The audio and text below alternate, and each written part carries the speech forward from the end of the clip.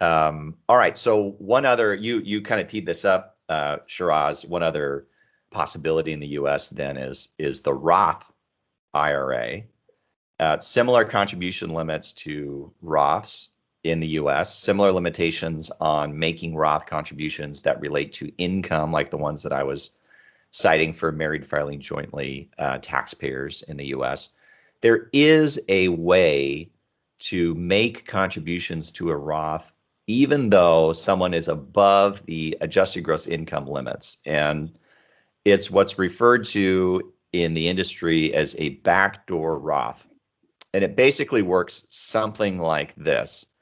And I should say this is sort of it's a relatively technical little transaction. So nobody would want to do this without getting good advice. Okay, so this is just a general explanation of the way it works so people can conceptualize it. So number one, let's say that you're an employer and an employee, excuse me, and you have a 401k plan and you have maxed out your contributions, these elective deferral contributions to your plan, and your employer has maxed out their contributions into your plan for this employer matching. Okay, so now there's no more money that's going to go into the plan, but the plan says if you want, you can make additional after-tax contributions into the plan. Usually those after-tax contributions are capped so that the total contributions can't exceed a certain limit during the year. So, we'll say it's $35,000. It's somewhere around there, but it's adjusted for inflation, so the number changes every year. But let's say that person decides, I want to actually make more contributions than what I've already made. And the plan says, if you, the employee, want, you can treat after-tax contributions as Roth contributions. You just make an election, they'll be treated as Roth contributions. Well, that employee could then direct their additional contributions, their after-tax contributions into the 401k to be treated as Roth contributions. So now their 401k is split into two pieces. One is a traditional 401k and the other is a Roth 401k. The difference being when the money comes out of the Roth 401k, it's income tax free. But you have to put in after-tax money, so you're going to pay tax.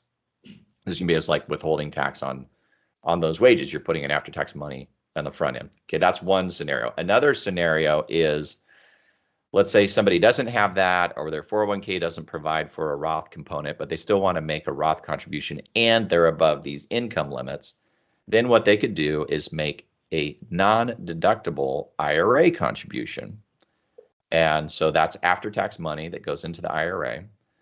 And then after they've made that contribution, probably not on the exact same day, they decide to convert their traditional IRA that's now holding this after-tax money into a Roth IRA. So they can convert it into a Roth IRA. There's no penalty for doing that other than you're required to recognize any of the growth that was in that account, okay, which presumably there would be almost none because it's happening within a relatively short amount of time. And there are no income limitations on conversions into a Roth account. And so you can, even though you were restricted from making a direct contribution to the Roth IRA, you can make this after-tax contribution, non-deductible contribution to a traditional IRA, then you convert it to a Roth. And so now you have a Roth account, the so-called backdoor Roth contribution. So all of this is to set up that Roth IRAs are very, very popular in the US, very popular with financial advisors as well. I'm very curious about whether they work for Canadians or they're more trouble than they're worth. So that's a loaded question. And my best way to explain it. So first off, I just want to correct one thing. The 2021 contribution limit for FSA is actually $6,000, not $5,500. They just keep changing that number every year. So depending on they love changing these numbers around, which that's thankful for all of us for Google. But to be perfectly frank, so in my practice, because of the fact that I'm a cross-border advisor, we don't do as many Roths. Predominantly, we do a lot of 401k rollovers and IRAs. That seems to be probably the most common transaction that we end up doing. But that being said, the backdoor Roth is an absolutely viable tax-based strategy for American residents. It is not so great for a Canadian resident. And the only reason why I will say this is I don't profess to be a tax expert, but there is an extra layer of complication for a Canadian resident having a Roth IRA. in that there's a special election that needs to be done. What's a one-time election that needs to be done with CRA in order to not have the Roth be subject to withholding taxes in Canada, that all FIs are required to levy like immediately. And it's not our choice. This is what gets imposed on us. So unless you file that election, you can basically get the taxes back on it. But it's not the most commonly used tool for cross-border purposes, and simply because in Canada we have our Canadian equivalent, which is the tax-free savings account, but that's a 3520 issue for an American, so that's another separate can of worms as well.